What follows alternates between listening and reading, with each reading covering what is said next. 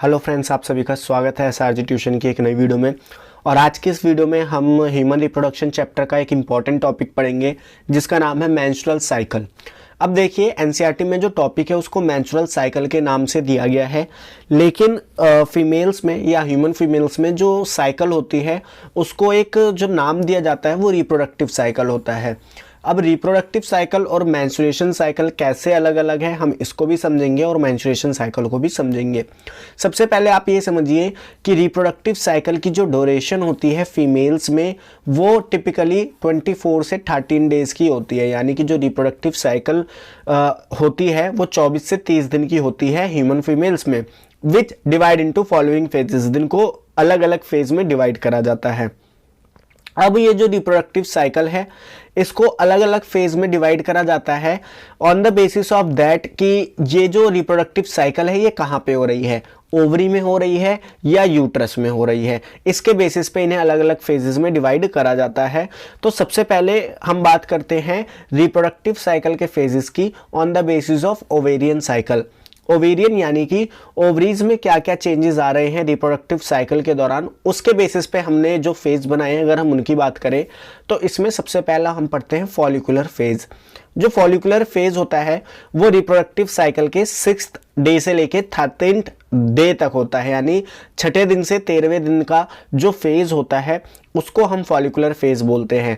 और ये जो फॉलिकुलर फेज होता है ये ओवरी में देखा जाता है। कहाँ देखा जाता है? ओवरी में। अगर मैं बात करूं इस फेज में होता क्या है तो यहाँ पे फॉलिकल्स की डेवलपमेंट होती है।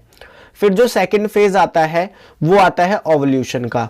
ओवल्यूशन आपको पता है कि क्या होता है। ओवल्यूशन में जो सेकेंडरी oocyte है वो रिलीज होता है ग्रेफियन फॉलिक्यूल्स के रप्चर होने की वजह से। ये होता कौन से दिन है?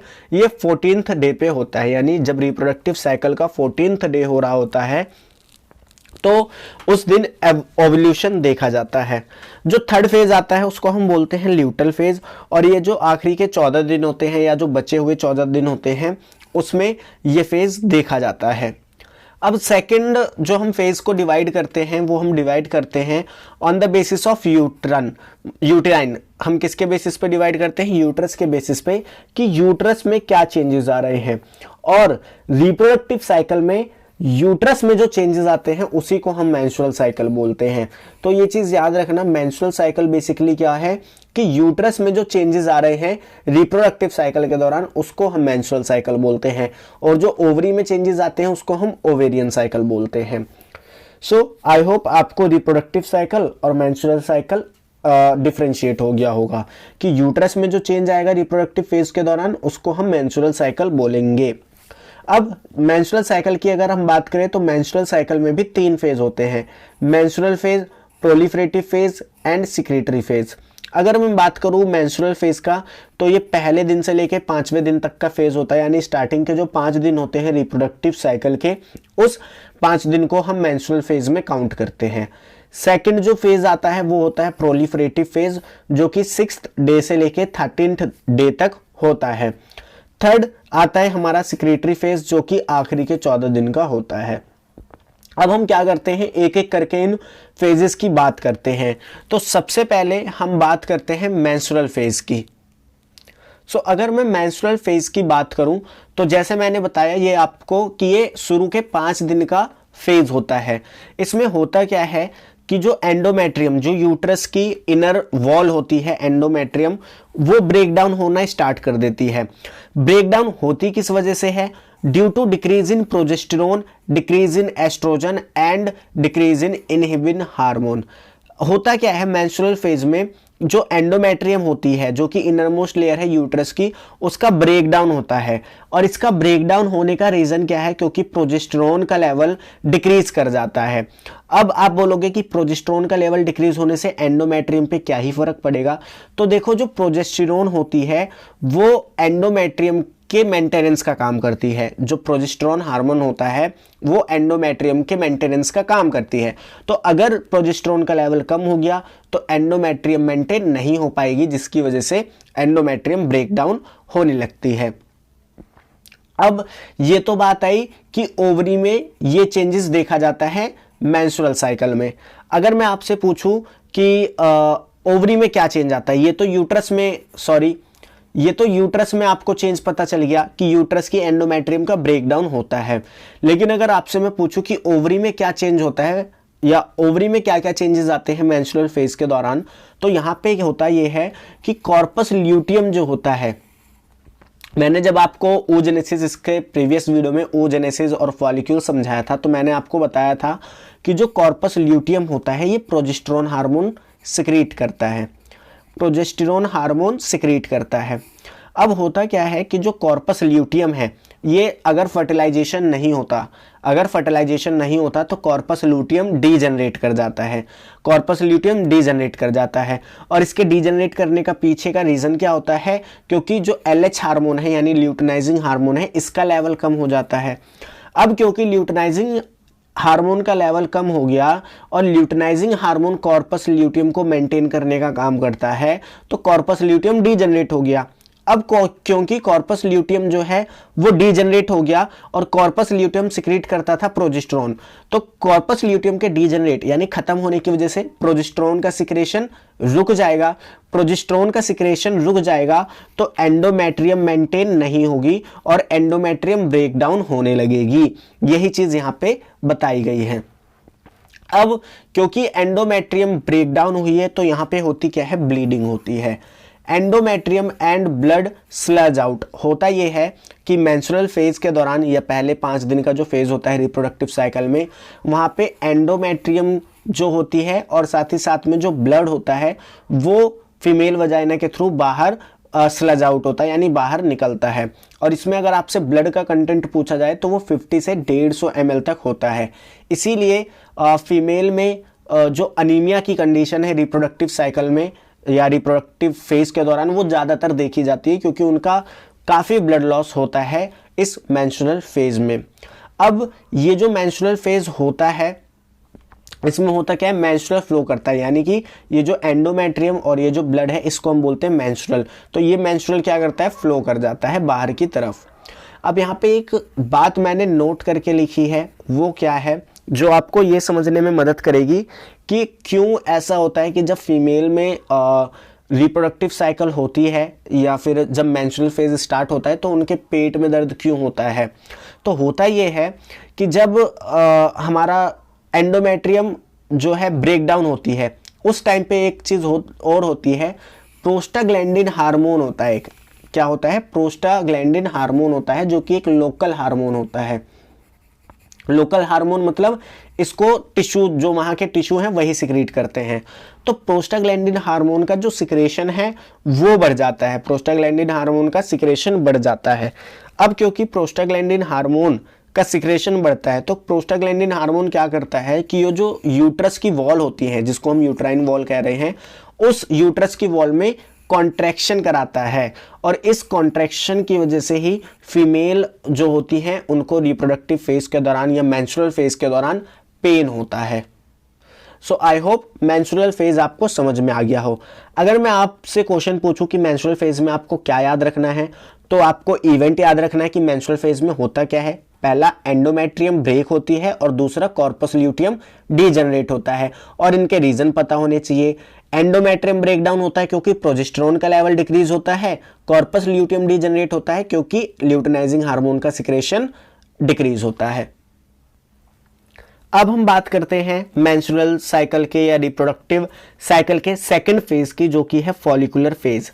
अब मैंने जैसे आपको बताया कि जो फॉलिकुलर फेज होता है वो रिप्रोडक्टिव साइकिल का 6th से 13th डे के बीच का जो फेज होता है वो होता है। इस फॉलिकुलर फेज को हम प्रोलिफरेटिव फेज भी बोलते हैं, और ये क्यों बोलते हैं ये भी अभी हम समझते हैं। इस फेज में होता क्या है, इसको समझने के लिए आप सबसे पहले ये समझो कि ये जो हमारी पिट्यूटरी ग्लैंड होती है, एंटीरियर पिट्यूटरी जो हमारी होती है, ये एक हार्मोन रिलीज करती है जिसको हम बोलते हैं FSH।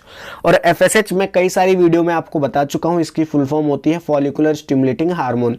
ये क्या करती है, ये फॉलिक्यूल्स की डेवलपमेंट कराती है। ये भी मैं कई वीडियोस में बता चुका हूँ कि जो फॉलिकुलर स्टिमुलेटिंग हार्मोन है FSH, ये फॉलिक्यूल्स की डेवलपमेंट कराती है। तो मान लो या मैंने जब oogenesis पढ़ाया था तो आपको बताया था कि जो फीमेल की ओवरी होती है उसमें 60,000 से 80,000 जो प्राइमरी फॉलिक्यूल्स होते हैं वो होते हैं। अब होता क्या है, जैसे ही FSH का लेवल बढ़ता है, क्योंकि पिट्यूटरी से सिक्रीट कर रही है, तो इनमें से कोई एक फॉलिक्यूल बहुत तेजी से ग्रो करता है और उस फॉलिक्यूल को हम बोलते हैं डोमिनेंट फॉलिकल। क्या बोलते हैं? उस फॉलिकल को हम बोलते हैं डोमिनेंट फॉलिकल। अब होता क्या है कि ये डोमिनेंट फॉलिकल दो काम करता है। क्या क्या? एक तो ये रिलीज करता है इनहिबिन हार्मोन। क्या करता है? इनहिबिन हार्मोन रिलीज करता है, जो कि क्या करता है, बाकी जो फॉलिकल हैं उनकी डेवलपमेंट को इनहिबिट कर देता है, यानी कि इसके आसपास बाकी जितने भी फॉलिकल हैं उनकी डेवलपमेंट को ये रोक देगा। क्या कर देगा? उनकी डेवलपमेंट को रोक देगा। ठीक है। अब सेकंड काम क्या करेगा? अब जैसे मैंने आपको बताया था प्रीवियस वीडियो में कि जो फॉलिकल होते हैं इनके पास ग्रेनुलोजा सेल की एक लेयर होती है, ग्रेनुलोजा सेल की लेयर होती है, और ये ग्रेनुलोजा सेल जो है वो सिक्रीट करते हैं एस्ट्रोजन हार्मोन। क्या सिक्रीट करते हैं? Estrogen hormone. तो ये एस्ट्रोजन हार्मोन क्या करता है? ये एंडोमेट्रियम का प्रोलिफरेशन कराता है। एंडोमेट्रियम का प्रोलिफरेशन कराने से मतलब क्या है कि जो एंडोमेट्रियम ब्रेक हुई थी, जो एंडोमेट्रियम ब्रेक हुई थी, उस एंडोमेट्रियम को वापस से रीजनरेट करने में मदद करता है। उस एंडोमेट्रियम को वापस रीजनरेट करने में मदद करता है। तो अब क्योंकि यहाँ पे एंडोमेट्रियम का प्रोलिफरेशन हो रहा है, यानी वो रीजनरेट हो रही है, तो इस वजह से इस फेज को प्रोलिफरेटिव फेज बोला जाता है। और अगर आप पूछेंगे कि इसको फॉलिकुलर फेज क्यों बोला जाता है, तो क्योंकि यहाँ पे फॉलिक्यूल्स की डेवलपमेंट हो रही है, इसलिए इसको फॉलिकुलर फेज बोला जाता है। अब इस पूरे फेज के दौरान, इस पूरे फॉलिकुलर फेज के दौरान जो फॉलिक्यूल होते हैं वो डेवलप करते हैं। तो जैसे आपको पता है प्राइमरी फॉलिकल से सेकेंडरी फॉलिकल बनता है, सेकेंडरी फॉलिकल से टर्शियरी फॉलिकल बनता है, एंड टर्शियरी फॉलिकल से ग्राफियन फॉलिकल बनता है। और जो ग्राफियन फॉलिकल होता है वो फुल्ली मैच्योर्ड फॉलिकल होता है। तो at the end of follicular phase, जब फॉलिकुलर फेज का एंड हो रहा होता है, उस टाइम तक जो फॉलिकल है वो फुल्ली मैच्योर्ड ग्राफियन फॉलिकल में कन्वर्ट हो गया होता है। अब देखिए, क्योंकि ग्राफियन फॉलिकल पूरी तरीके से बन चुका है, तो मैंने आपको ओजेनेसिस में बताया था कि जो ग्राफियन फॉलिकल है वो रप्चर्ड होता है, वो फटता है और वहां से सेकेंडरी oocyte रिलीज होता है, और उस प्रोसेस को हम बोलते हैं ओवल्यूशन। तो अब ये ओवल्यूशन होता कैसे है इसको समझ लेते हैं। सबसे पहले ओवल्यूशन होता कौन से दिन है? मेंस्ट्रुअल साइकिल या रिप्रोडक्टिव साइकिल का जो 14th डे होता है उस दिन ओवल्यूशन देखा जाता है। अब यहाँ पे ये होता है कैसे, इस चीज को समझते हैं। At the end of follicular phase, जब फॉलिकुलर फेज खत्म हो रहा होता है, उस टाइम तक जो फॉलिकल है वो साइज में ग्रो करके फुल्ली मैच्योर्ड ग्राफियन फॉलिकल बन चुका होता है। तो ग्राफियन फॉलिकल बनने की वजह से जो एस्ट्रोजन होता है वो अपने पीक पे होता है। एस्ट्रोजन क्या होता है? अपने पीक पे होता है। अब क्योंकि एस्ट्रोजन जो है वो पॉजिटिव सिग्नल भेजता है, यानी और सिक्रेशन बढ़ाने के लिए सिग्नल भेजता है। एस्ट्रोजन क्या करता है? एस्ट्रोजन क्या करता है? जो हमारे पास पिट्यूटरी हार्मोन होते हैं उनका लेवल बढ़ाने के लिए और सिग्नल भेजता है। अब ये करता है, ये कैसे है? ये क्या करता है? दो सिग्नल भेजता है। एक सिग्नल तो भेजता है हाइपोथैलेमस को और एक सिग्नल भेजता है ये एंटीरियर पिट्यूटरी को। तो पहला सिग्नल जब एंटीरियर पिट्यूटरी पे जाता है तो वो ल्यूटिनाइजिंग हार्मोन और फॉलिकुलर स्टिमुलेटिंग जब एस्ट्रोजन का सिग्नल जाता है एंटीरियर पिट्यूटरी पे तो वो सिर्फ ल्यूटिनाइजिंग हार्मोन का सिक्रेशन कराता है। वो सिर्फ क्या करता है? ल्यूटिनाइजिंग हार्मोन का सिक्रेशन कराता है। वहीं जब ये सिग्नल जो है हाइपोथैलेमस के पास जाता है तो एस्ट्रोजन हाइपोथैलेमस से कहता है कि मेरे को हार्मोन चाहिए। तो हाइपोथैलेमस क्या करता है? गोनाडोट्रोपिन रिलीजिंग हार्मोन को सिक्रीट करता है। क्या करता है? गोनाडोट्रोपिन रिलीजिंग हार्मोन को सिक्रीट करता है। अब गोनाडोट्रोपिन हार्मोन जब एंटीरियर पिट्यूटरी पे जाते हैं और उससे बोलते हैं कि हार्मोन की जरूरत है, उसे सिक्रीट करो, तो वो ल्यूटिनाइजिंग हार्मोन और फॉलिकुलर स्टिमुलेटिंग हार्मोन दोनों ही हार्मोन को सिक्रीट करती है। तो यहां पे होता क्या है, क्योंकि जो ल्यूटिनाइजिंग हार्मोन है वो दो सिग्नल की वजह से सिक्रीट हुआ, तो यहां पे ल्यूटिनाइजिंग हार्मोन का सिक्रेशन काफी ज्यादा बढ़ जाता है और इस इंक्रीज लेवल को हम बोलते हैं LH सर्ज। क्या बोलते हैं? LH surge. और ये देखा कब जाता है? ये 14th डे पे देखा जाता है। कब देखा जाता है? 14th डे पे देखा जाता है। और जब ल्यूटिनाइजिंग हार्मोन का लेवल बढ़ता है LH सर्ज होता है तो ये ल्यूटिनाइजिंग हार्मोन क्या करता है, ग्राफियन फॉलिक्यूल को रप्चर करा देता है। क्या करा देता है, ग्राफियन फॉलिक्यूल को रप्चर करा देता है, और ग्राफियन फॉलिक्यूल रप्चर होने की वजह से सेकेंडरी oocyte रिलीज हो जाता है, और इस प्रोसेस को हम बोलते हैं ovulation. At the end of ovulation corpus luteum form, और जैसे आपको पता है ओवल्यूशन होने के बाद जो ग्राफियन फॉलिक्यूल्स की रिमेनिंग्स होते हैं, जो फटा हुआ हिस्सा होता है ग्राफियन फॉलिक्यूल का, उससे जनरेट होता है कॉर्पस ल्यूटियम। अब हम आते हैं ल्यूटियल फेज पे, जो कि फोर्थ फेज होता है रिप्रोडक्टिव साइकिल का। और अगर हम बात करें ये कब होता है, तो ये लास्ट के जो 14 डे होते हैं रिप्रोडक्टिव साइकिल या मेंस्ट्रुअल साइकिल, उसमें ये देखा जाता है। इसको हम सिक्रीटरी फेज भी बोलते हैं। क्यों बोलते हैं ये भी जानेंगे, ठीक है। तो सबसे पहले कॉर्पस ल्यूटियम की हमने बात करी थी कि ओवल्यूशन फेज के एंड में क्या बनता है, कॉर्पस ल्यूटियम बनता है। अब ये जो कॉर्पस ल्यूटियम होता है ना, ये हार्मोन सिक्रीट करता है। कौन कौन से, एक तो ये प्रोजेस्टेरोन हार्मोन सिक्रीट करता है, एस्ट्रोजन सिक्रीट करता है, और साथ ही साथ इनहिबिन हार्मोन भी सिक्रीट करता है। अब यहाँ पे जो मेन हार्मोन होता है कॉर्पस ल्यूटियम, जो मेन हार्मोन सिक्रीट करता है वो होता है प्रोजेस्टेरोन।